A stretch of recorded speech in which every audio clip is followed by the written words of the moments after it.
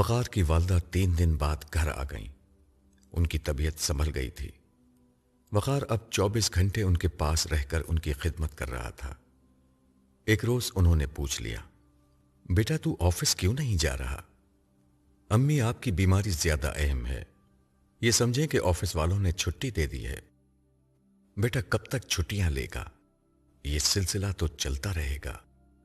اب تو آفس چلا جا، میں ٹھیک ہو جاؤں گی۔ میں چلا جاؤں گا، آپ بے فکر رہیں۔ پھر وہ کچھ سوچ کر بولا، میں سوچ رہا ہوں کہ کچھ عرصے کے لیے جاب چھوڑ دوں، آپ کی طبیعت سنبھل جائے گی تو دوبارہ جاب کر لوں گا۔ نہیں بیٹا، ایسا کیسے چلے گا؟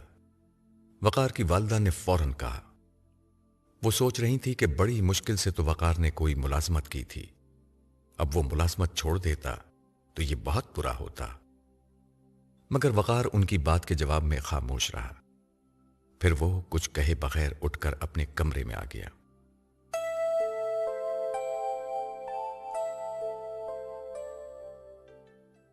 وقار اپنے کمرے میں خاموشی سے بیٹھا ہوا تھا۔ وہ بہت پریشان تھا۔ ڈاکٹرز نے اسے صاف صاف بتا دیا تھا کہ اس کی والدہ کی صورتحال خراب ہوتی جا رہی ہے، مگر وہ کیا کر سکتا تھا؟ اگر اس کی جاب نہیں جاتی اور پروجیکٹ کامیاب ہو جاتا تو پھر وہ اسرا سے بات کرتا۔ اس صورت میں اسے امید تھی کہ علاج کا کچھ نہ کچھ بندوبست ہو جاتا، مگر اب تو وہ امید بھی ختم ہو چکی تھی۔ دوسری کوئی جاب ملنا اتنا آسان نہ تھا۔ اگر مل بھی جاتی تو اس پہلی جاب جیسی نہیں ہوتی۔ پھر نئی ملازمت ملتی تو نہ جانے کب ملتی، اور جب ملتی تو وہاں جگہ بنانے اور پیسے ارینج کرنے میں نہ جانے کتنا وقت لگتا۔ گویا کہ سارے اسباب اور امیدیں ختم ہو چکی تھیں۔ جب دل بہت پریشان ہوا تو وہ اٹھا اور جائے نماز بچھا کر نماز کے لیے کھڑا ہو گیا۔ وہ کافی دیر تک نماز میں کھڑا رہا۔ سجدے میں گیا تو دل بھر آیا۔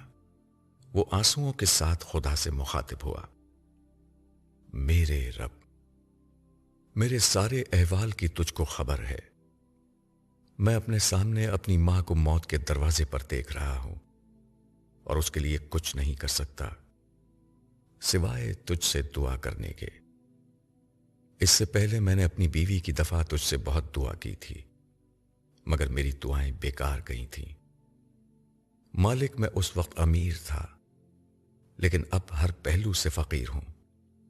پروردگار، آج ایک فقیر تیرے در پر جھولی پھیلا کر خالی ہاتھ چلا گیا تو یہ فقیر کچھ نہیں کہے گا، لیکن دنیا کیا کہے گی؟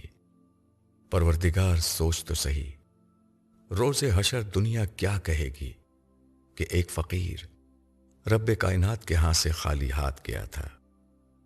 یہ کہہ کر وقار نے زار و قطار رونا شروع کر دیا۔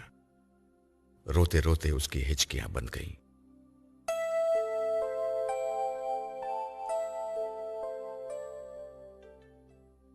2-3 دن اور اسی طرح مزید گزر گئے۔ وقار کی والدہ کو اسے گھر میں دیکھ کر اندازہ ہو گیا کہ وقار نے جاب چھوڑ دی ہے۔ انہوں نے عظمت صاحب کو فون کر کے یہ بات بتائی تاکہ وہ وقار کو سمجھائیں۔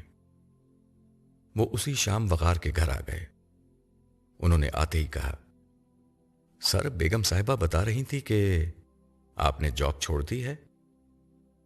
جی۔ وقار بس اتنا کہہ کر خاموش ہو گیا۔ عظمت صاحب نے اسے سمجھاتے ہوئے کہا، سر وہ جاب بہت زبردست تھی، ایسی جاب دوبارہ ملنا بہت مشکل ہے۔ اسرا سے میں نے پوچھا تو اس نے بھی آپ کی تعریف کی تھی، بلکہ وہ مجھے یقین دلا رہی تھی کہ آپ کو وہ مستقل کرا دے گی۔ میں یہ کہوں گا کہ یہ بہت غلط فیصلہ ہے۔ سر آپ اپنا فیصلہ بدلے، میں آج ہی اسرا سے بات کرتا ہوں۔ نہیں، اس کی ضرورت نہیں ہے، آپ ہو سکے تو کوئی اور جاب ڈھونڈ دیں۔ وقار نے آہستگی سے کہا تو عصمت صاحب نے فوراً کہا، بھائی کوئی اور جاب کیوں؟ اسرا تو میری اپنی بچیوں کی طرح ہے، ادھر کہوں گا ادھر آپ کو دوبارہ رکھ لے گی۔ نہیں نہیں، اس سے بات نہ کریں، دراصل اس نے مجھے ٹرمینیٹ کر دیا ہے۔ اسرا نے آپ کو ٹرمینیٹ کر دیا ہے؟ عظمت صاحب کے لہجے میں حیرت تھی۔ مگر کیوں؟ ایسا کیا ہوا تھا؟ جواب میں وقار نے اسے پوری بات بتا دی، لیکن جمال والی بات اسے نہیں بتائی۔ اپنی بات ختم کر کے وقار نے ان سے کہا، لیکن آپ پلیز اسرا سے کوئی بات نہیں کہیں گے، کیونکہ اس معاملے میں 100% میری غلطی ہے۔ مگر آپ مجبور تھے، میں نے آپ کے ساتھ بہت کام کیا ہے۔ آپ ہمیشہ لوگوں کی ایسی مجبوریوں پر ان کا لحاظ کرتے تھے، اسرا کو بھی کرنا چاہیے تھا۔ نہیں، یہ پروجیکٹ بہت اہم تھا، میری وجہ سے کمپنی میں اسرا کی پوزیشن خراب ہو گئی ہے۔ اس نے جو کیا ٹھیک کیا، آپ اب بھی اس کی حمایت کر رہے ہیں۔ وہ اپنی جگہ ٹھیک ہے، اور پلیز اس کے پاس جا کر اسے یہ بتانے کی ضرورت نہیں کہ ماضی میں میرا اس سے کیا تعلق رہا ہے۔ یہ میری آپ سے ریکویسٹ ہے۔ ٹھیک ہے، پھر میں اجازت چاہتا ہوں۔ ہو سکے تو کہیں اور کوشش کریں، جاب اس وقت میری ضرورت ہے۔ انہوں نے کچھ کہے بغیر گردن ہلائی۔ انہوں نے دل میں سوچ لیا تھا کہ ایک دفعہ وہ اسرا سے ضرور ملیں گے۔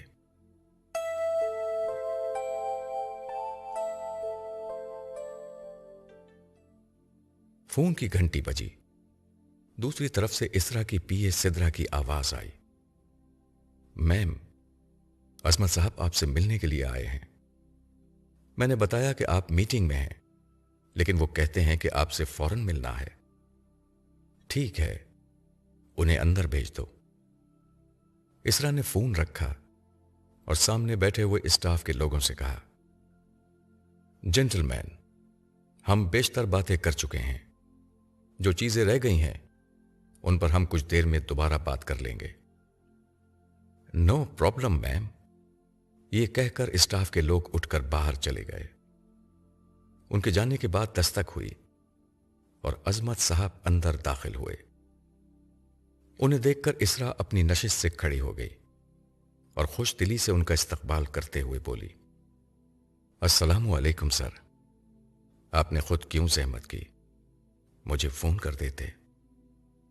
اسرا کو یہ کہتے وقت اندازہ تھا کہ عظمت صاحب اس وقت کیوں آئے ہیں۔ پچھلے ہفتے اس نے وقار کو جاب سے نکالا تھا۔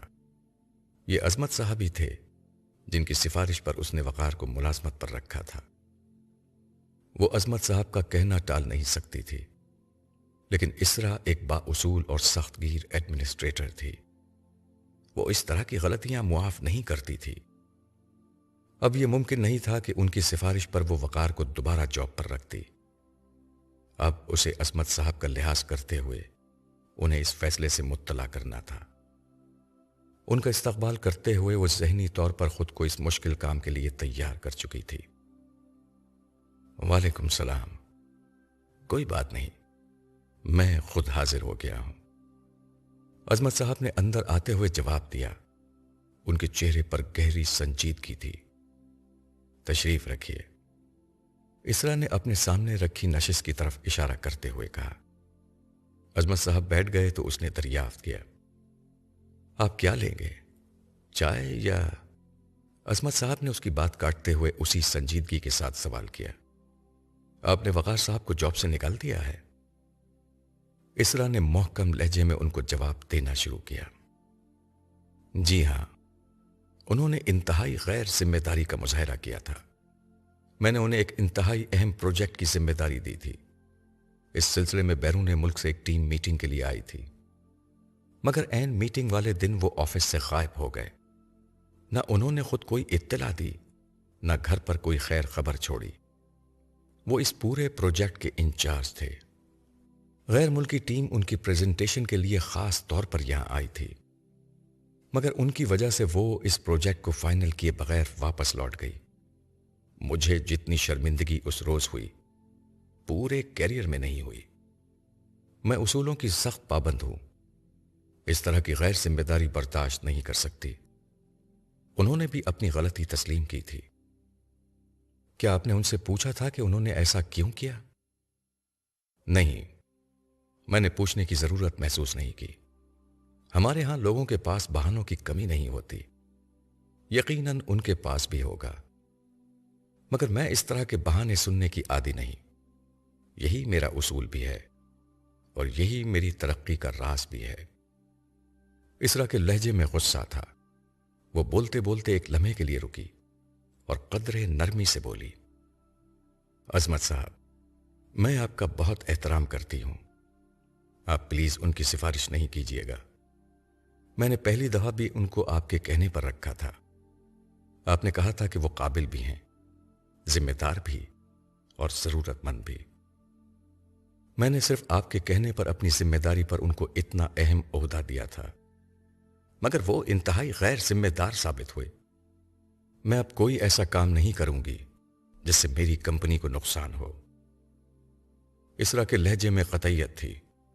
عظمت صاحب اس کی بات خاموشی سے سنتے رہے، پھر چپ چاپ اپنی نشست سے اٹھ کر باہر جانے لگے۔ انہیں یوں خاموشی سے باہر جاتا دیکھ کر اسرا کو اپنے رویے کی سختی کا احساس ہوا۔ وہ بھی اپنی نشست سے کھڑی ہو گئی اور پیچھے سے انہیں آواز دی، عظمت صاحب، میں آپ کو مایوس کرنے پر بہت شرمندہ ہوں اور معافی چاہتی ہوں۔ میں وقار صاحب کو جاب پر تو نہیں رکھ سکتی، لیکن اگر وہ واقعی ضرورت مند ہیں تو میں ان کی کچھ مدد کر سکتی ہوں، لیکن میں یہ صرف اور صرف آپ کی وجہ سے کروں گی۔ مجھ پر آپ کے بہت احسانات ہیں، میں آپ کے احسان بھول نہیں سکتی۔ اسرا کی بات سن کر عظمت صاحب کے اٹھتے ہوئے قدم رک گئے۔ وہ دھیرے سے مڑے، غور سے اسرا کو دیکھتے رہے۔ کچھ دیر کمرے میں مکمل خاموشی رہی، پھر وہ چلتے ہوئے اسرا کے قریب آئے اور بولے، آپ وقار صاحب کی کیا مدد کر سکتی ہیں؟ جو آپ کہیں۔ اسرا کی بات ابھی ادھوری ہی تھی کہ عظمت صاحب کی غصے سے بھرپور آواز بلند ہوئی، میں پوچھ نہیں رہا ہوں، بتا رہا ہوں کہ تمہاری کیا اوقات ہے کہ تم وقار صاحب جیسے عظیم انسان کی کوئی مدد کر سکو۔ ان کی بات سن کر اسرا کا منہ کھلا کا کھلا رہ گیا۔ عظمت صاحب کو وہ 10 برسوں سے جانتی تھی۔ جب وہ محتاج اور ضرورت مند لڑکی تھی تب بھی انہوں نے اس سے اس لب و لہجے میں بات نہیں کی تھی۔ اس وقت وہ جس مقام پر تھی، عظمت صاحب کی اس کے سامنے کوئی حیثیت نہیں تھی۔ ان جیسے درجنوں لوگ اس کے نیچے کام کرتے تھے۔ ان کی بات سے اسرا کو اپنی توہین محسوس ہوئی، مگر وہ اپنے غصے کو ضبط کرتے ہوئے بولی، آپ میرے محسن ہیں، اس لیے آپ جو چاہیں مجھے کہہ لیں، میں کچھ نہیں کہوں گی، مگر وقار صاحب کے معاملے میں کچھ نہیں کر سکتی۔ اسرا کی بات پر عظمت صاحب قدرے نرمی سے بولے، سوری اسرا، آپ میری بیٹی کی عمر کی ہیں، اس لیے میرا لہجہ سخت ہو گیا تھا۔ یہ کہہ کر وہ خاموش ہو گئے۔ وہ مزید کچھ کہنا چاہ رہے تھے مگر بول نہیں پا رہے تھے۔ ان کا چہرہ ان کے اندر جاری ایک کشمکش کا غماز تھا۔ کوئی بات نہیں سر، آپ میرے محسن ہیں۔ اسرا کی اس بات پر عظمت صاحب نے اس سے 2 ٹوک بات کرنے کا فیصلہ کر لیا۔ میں شاید یہاں سے خاموشی سے چلا جاتا، مگر آپ بار بار احسان کی بات کر رہی ہیں، اس لیے چاہتا ہوں کہ اپنا وعدہ توڑ کر دل کا بوجھ ہلکا کر لوں۔ سوچتا ہوں کہ کبھی آپ کو حقیقت معلوم ہو گئی تو آپ خود کو معاف نہیں کر سکیں گی۔ میں سمجھی نہیں، آپ کی بات کا کیا مطلب ہے؟ ان کی بات کا مطلب اسرا کو واقعی سمجھ میں نہیں آیا تھا۔ عظمت صاحب نے اپنی بات سمجھانے کے لیے ماضی کے ورق الٹنا شروع کیے۔ اسرا، اللہ نے آج آپ کو بہت عزت اور مقام دے رکھا ہے، مگر ایک زمانہ تھا کہ آپ ہمارے آفس آئی تھیں، ایک کمزور، ڈری سہمی ہوئی لڑکی، جس کے خواب تھے، جس کی امیدیں تھیں۔ آپ نے مجھ سے پوچھا تھا کہ میں نے جس ادارے میں داخلہ لیا ہے اس کی فیس بہت زیادہ ہے، کیا میری فیس کا بندوبست ہو سکے گا؟ میں نے جواب میں کہا تھا کہ یہ بہت مشکل ہے۔ یہی جواب آپ کو ہماری میڈم سونیا نے بھی دیا تھا۔ جی مجھے یاد ہے، مگر بعد میں میڈم سونیا نے میری تعلیم کے سارے اخراجات اٹھائے تھے اور اسی بنا پر میں آج اس مقام پر پہنچی ہوں۔ عظمت صاحب نے اسرا کی بات سنی انسنی کر دی۔ مجھے اب بھی یاد ہے کہ جب آپ میرے باس کے کمرے میں داخل ہوئی تھی تو آپ کے ہاتھ لرز رہے تھے، پیشانی پر پسینے کے قطرے تھے، آپ سے بولا نہیں جا رہا تھا۔ ایسے میں ایک مہربان شخص نے آپ پر روب جمانے کے بجائے آپ کی ہمت افزائی کی تھی۔ اسرا خاموش رہی، اسے یہ بات یاد نہیں تھی۔ یہی وہ شخص تھا جس نے آپ کی مسترد شدہ درخواست کو منظور کرتے ہوئے اپنی بیوی یعنی میڈم سونیا کی مرضی کے برخلاف آپ کے مکمل تعلیمی اخراجات اٹھائے تھے۔ اسرا کو اس بات کا کوئی علم نہ تھا، اس کا واسطہ تو اس تمام عرصے میں میڈم سونیا سے پڑا تھا یا عظمت صاحب سے۔ عظمت صاحب اس کے احساسات سے بے پرواہ بولتے رہے۔ اس لیے آپ جن احسانوں کا بار بار ذکر کر رہی ہیں وہ میرے نہیں، اس شخص کے احسانات ہیں۔ یہ کہہ کر عظمت صاحب ایک لمحے کے لیے رکے اور اسرا کی آنکھوں میں دیکھتے ہوئے بولے، اسرا بی بی، جانتی ہیں وہ شخص کون ہے؟ وہ یہی وقار صاحب ہیں جن کو آپ نے بے عزت کر کے جاب سے نکالا ہے۔ مگر اسرا اس سے زیادہ کچھ نہ کہہ سکی۔ اسے ایک زبردست شوق لگا تھا۔ آپ ان کو بالکل نہیں پہچانی ہوں گی۔ 10 برسوں میں ان کی زندگی بدل گئی، ان کا ظاہر باطن سب کچھ بدل گیا۔ ویسے بھی آپ ان سے صرف 2-3 منٹ کے لیے ملی تھیں، آپ انہیں کیسے پہچان سکتی تھیں؟ کہاں وہ اتنا کامیاب بزنس مین اور کہاں یہ ملازمت کی تلاش کرتا ہوا آپ کے نیچے کام کرنے والا ایک ملازم؟ کہاں وہ جوان رانا اور کہاں یہ بالوں اور داڑھی میں سفیدی کی آمیزش کے لیے جوانی کی سرحدوں کو الوداع کہنے والا شخص؟ یہ آپ کو مجھے پہلے بتانا چاہیے تھا، یہ کہتے ہوئے اسرا کے لہجے میں شکایت تھی۔ انہوں نے منع کر دیا تھا، مگر میری بات ابھی پوری نہیں ہوئی۔ آپ کی تعلیم کے دوران میں ان کی اہلیہ سونیا کا انتقال ہو چکا تھا۔ میڈم سونیا وقار صاحب کی بیوی، ان کی محبت اور ان کی بزنس پارٹنر سب کچھ تھی۔ ان کے ساتھ ہی وقار صاحب کی زندگی بھی ختم ہو گئی۔ رفتہ رفتہ ان کا کاروبار بھی ختم ہو گیا، جس کے بعد اسٹوڈنٹس کو اسکالرشپ دینے کا سلسلہ بھی ختم ہو گیا۔ لیکن حالات کی ساری خرابی کے باوجود انہوں نے آپ کی اسکالرشپ ختم نہیں کی۔ اپنی جس بچت سے وہ خود گزارا کر رہے تھے، اسی میں سے آپ کی تعلیم کے اخراجات پورے کیے۔ اسرا گم سم کھڑی رہی، اس سے کچھ بولا نہیں گیا۔ اور اب سنیے کہ جس شخص کو آپ نے احسان فراموش کہا، خود آپ اس کے احسان کے بوجھ تلے کس حد تک دبی ہوئی ہیں۔ آپ کی تعلیم کے بالکل آخری برس میں آپ نے اپنے والد کے لیے مجھ سے مدد مانگی تھی۔ میڈم سونیا کے نام ایک خط بھی لکھا تھا۔ ہاں مجھے یاد ہے، مگر آپ نے بتایا تھا کہ میڈم سونیا کا انتقال ہو چکا ہے۔ ہاں، مگر وقار صاحب زندہ تھے اور چلتے پھرتے بے حس انسانوں کے اس قبرستان میں شاید وہی زندہ انسان ہیں۔ میں نے آپ کا خط ان کو دے دیا تھا، انہوں نے آپ کی مدد کا فیصلہ کر لیا اور اس کے لیے اپنی مرحوم بیوی کے زیورات بیچ دیے کہ آپ کے والد بچ سکیں۔ آپ کے والد تو بچ گئے، مگر وقار صاحب کی مالی پوزیشن اور خراب ہو گئی۔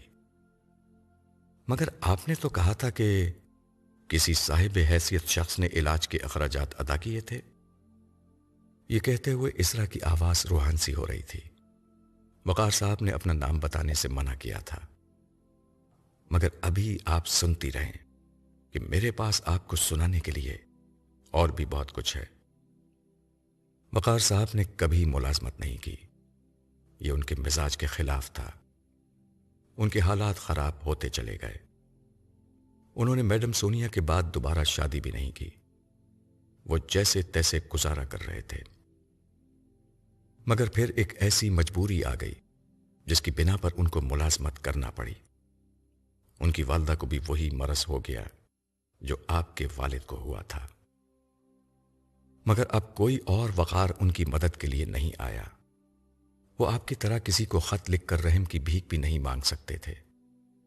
ان کے حالات دیکھ کر میں نے ان کو ملازمت کرنے کے لیے کہا تاکہ والدہ کی بیماری کے کچھ اخراجات تو پورے ہو جائیں۔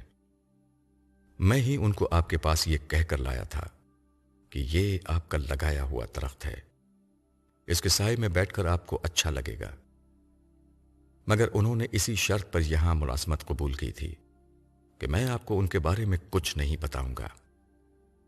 مگر جو کچھ یہاں ان کے ساتھ ہوا اس کے بعد آپ کا تو معلوم نہیں، لیکن مجھے اپنے آپ سے شرم آنے لگی ہے۔ وقت نے اسرا کو بہت مضبوط بنا دیا تھا۔ اس نے زندگی میں بڑی جد و جہد کی تھی، باپ کی بیماری اور پھر ان کی موت دیکھی، چھوٹی بہنوں کی ذمہ داریاں اس نے بڑے حوصلے سے پوری کی تھیں۔ ایک لڑکی ہونے کے باوجود مردوں کی دنیا میں اس نے ہر طرح کی مشکلات کا سامنا کیا تھا اور زندگی میں ایک اعلیٰ مقام حاصل کر لیا تھا۔ وہ خود کو زندگی میں بہت کامیاب و کامران سمجھتی تھی، مگر آج اسے احساس ہو رہا تھا کہ وہ اعلیٰ مقام حاصل کرنے کی دوڑ میں جیت کر بھی ہار چکی ہے۔ وہ زندگی کی جد و جہد کے میدان میں کامیاب تھی، مگر زندگی کے امتحان میں مکمل ناکام ہو گئی تھی۔ اس کی ٹانگیں جواب دے گئیں۔ وہ خاموشی سے اپنی کرسی پر بیٹھ گئی اور دونوں ہاتھوں سے اپنا چہرہ چھپا لیا۔ اسے بھی اپنے آپ سے شرم آ رہی تھی۔ عظمت صاحب اس کی کیفیت سے بے پرواہ بولتے رہے، اور جس روز وہ دفتر نہیں آ سکے تھے اس روز ان کی والدہ کی طبیعت اچانک بہت زیادہ خراب ہو گئی تھی۔ وہ یا تو اپنی ماں کو مرنے کے لیے گھر میں چھوڑ کر آپ کو خوش کرنے کے لیے یہاں آ جاتے یا پھر انہیں ہسپتال لے کر جاتے، مگر ماں کی جان بچانے کے جرم میں آپ نے انہیں نوکری سے نکال دیا، اور یہ کام اس لڑکی نے کیا ہے جو اپنے باپ کی زندگی کے لیے وقار صاحب ہی سے رحم کی بھیک مانگ رہی تھی، اور اس عظیم آدمی نے اپنی مرحوم بیوی کے زیورات بیچ کر رحم کی بھیک دی تھی۔ یہ کہہ کر عظمت صاحب ایک طنزیہ ہنسی ہنسے اور بولے، مگر میں یہ باتیں کس کو بتا رہا ہوں؟ ان لوگوں کو جن کے سینے میں دل کی جگہ پتھر ہے، جو اپنے خود ساختہ اصولوں کو وجہ بنا کر انسانیت، رحم اور ہمدردی کا سبق بھول جاتے ہیں، جن کے نزدیک اس دنیا کی ترقی اور کامیابی ہی سب کچھ ہے، جو اپنی مشکل کو مشکل سمجھتے ہیں اور دوسروں کی مشکلات کو سمجھنے کے لیے بے حس بن جاتے ہیں۔ یہ کہتے ہوئے عظمت صاحب کے لہجے میں بڑی سختی تھی۔ ان کی زبان سے تیر نکل کر اسرا کے دل کو چھلنی کر رہے تھے، مگر وہ جواب میں کیا کہتی؟ وہ اسی کی مستحق تھی۔ وہ بولتے رہے، مگر اسرا بی بی، آپ اپنا دل نہ چھوٹا کیجیے، نہ اپنا چہرہ چھپائیے۔ انہوں نے آپ کے لیے کچھ بھی نہیں کیا۔ انہوں نے جو کیا اپنے رب کے لیے کیا۔ صرف آپ ہی نہیں، آپ جیسے نہ جانے کتنے لوگ ہیں جن کے لیے انہوں نے بہت کچھ کیا، مگر نہ بدلہ مانگا، نہ احسان جتلایا۔ ان کا بدلہ تو ان کا رب ہی دے گا۔ رہی آپ تو آپ اطمینان کے ساتھ اپنا کیریئر بنائیں، شاندار زندگی گزاریں، اور لوگوں کو بتائیں کہ آپ نے زندگی میں جو پایا اپنی محنت، جد و جہد، ذہانت اور اصول پسندی کی وجہ سے پایا۔ مگر جب آپ جیسے لوگ مریں گے تو آپ کو معلوم ہوگا کہ آپ اس دنیا کے سب سے زیادہ محروم اور نامراد لوگ ثابت ہوئے ہیں، اور وقار صاحب جیسے لوگ خدا کے یہاں سب سے زیادہ عزت اور قرب پائیں گے۔ اس روز آپ کو اپنی اوقات کا اندازہ ہو جائے گا، اور اس بات کا بھی کہ وقار صاحب کی حیثیت خدا کے ہاں کیا ہے۔ یہ کہہ کر عظمت صاحب خاموش ہو گئے۔ کمرے میں بالکل کچھ دیر کے لیے مکمل سکوت طاری ہو گیا۔ پھر عظمت صاحب کی آواز دوبارہ اسرا کے کانوں میں آئی، وقار صاحب نے مجھے یہاں آنے کے لیے نہیں کہا، ان کو آپ سے کوئی شکایت بھی نہیں ہے، انہیں آپ کے حوالے سے ایک ہی بات کی فکر تھی جو یہاں ملازمت کے لیے آنے کے بعد انہوں نے مجھ سے کہی تھی۔ عظمت صاحب کی بات پر اسرا نے اپنے ہاتھوں سے آنکھوں اور چہرے کو ملتے ہوئے ان آنسوؤں کو صاف کیا جو مسلسل اس کی آنکھوں سے نکل رہے تھے۔ پھر سر اٹھا کر عظمت صاحب کو دیکھا۔ اس نے زبان سے کچھ نہیں کہا، مگر نم آنکھوں میں سوال تھا۔ انہوں نے کہا تھا کہ اللہ تعالیٰ نے میرے ذریعے اس لڑکی کی دنیا بنا دی ہے، مگر افسوس کہ اس کی آخرت تباہ ہو جائے گی۔ میں اس کی اصل زندگی، آخرت کی زندگی کے لیے کچھ نہیں کر سکا۔ ان کی بات حرف بہ حرف ٹھیک ثابت ہوئی۔ آپ نے وقار صاحب کے ساتھ جس رویے کا مظاہرہ کیا ہے، اس کے بعد خدا آپ کو معاف نہیں کرے گا۔ اسرا کو سمجھ میں نہیں آیا کہ اس بات کا کیا جواب دے۔ اس نے شرمندگی سے سر جھکا لیا۔ اور ایک آخری بات، پلیز اب وقار صاحب سے رابطہ مت کیجیے گا۔ انہوں نے مجھے آپ کے پاس آنے سے منع کیا تھا اور یہ وعدہ لے رکھا تھا کہ میں آپ کو ان کے احسانوں کے متعلق کچھ نہیں بتاؤں گا، مگر جب آپ پستی میں گریں تو مجھے بھی اس پستی میں اتر کر ایک عظیم انسان سے کیا ہوا اپنا وعدہ توڑنا پڑا۔ اس لیے مجھ پر یہ احسان کیجیے گا کہ وقار صاحب سے اب رابطہ کر کے ان کی مدد کی کوشش مت کیجیے گا۔ وقار صاحب اور ان کی والدہ کے لیے یہ بہتر ہے کہ وہ عزت کی موت مر جائیں، بجائے اس کے کہ وہ آپ جیسے بے حس لوگوں سے کوئی مدد لیں۔ اللہ ان کے لیے کسی نہ کسی فرشتے کو بھیج دے گا، ورنہ موت کا فرشتہ آ کر انہیں ان کے سارے غموں سے نجات دے ہی دے گا۔ یہ کہہ کر عظمت صاحب اس کے جواب کا انتظار کیے بغیر باہر چلے گئے۔ ان کے جانے کے بعد کمرے میں سناٹا طاری ہو گیا۔ بس ایک طوفان تھا جو اسرا کے دل میں اٹھ رہا تھا۔ اس کا دل چاہ رہا تھا کہ وہ چیخ چیخ کر روئے، مگر وہ مجبور تھی کہ خود پر قابو رکھے۔ وہ دیر تک خود سے لڑتی رہی، پھر اس نے بمشکل خود پر قابو پایا اور سدرا کو فون کر کے کہا، میری ساری اپوائنٹمنٹس کینسل کر دو اور ڈرائیور سے کہو کہ گاڑی نکالے، میں گھر جا رہی ہوں۔